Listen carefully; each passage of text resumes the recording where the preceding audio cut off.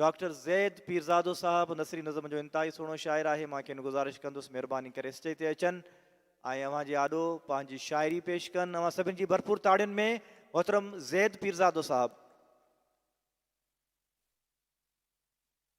तव्हांखे हिकु नज़्म में सिंध थो घुमायां।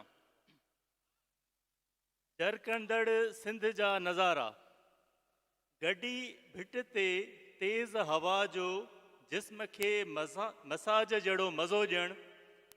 गॾीअ भिट ते जेका थर में आहे, तेज़ हवा जो जिस्म खे मसाज जहिड़ो मज़ो ॾियणु। नंगर ते तरसियल तिलस्माती राति, झर जबलनि जो को शहज़ादो हुजे।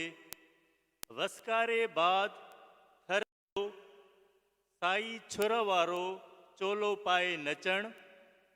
किंझर ते शाम जो नज़ारो, किंझर ते शाम जो नज़ारो, वजूद विसारींदड़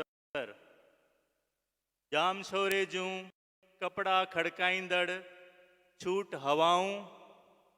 किनारनि सां खेचल कंदड़ कितकाड़ियूं ॾींदड़ छुल कंदड़ सिंधू दरिया ॾिसण।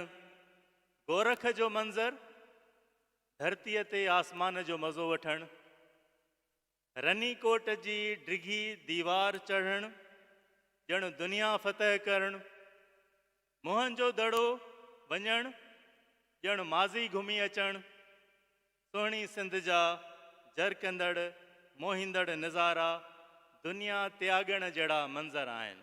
महिरबानी।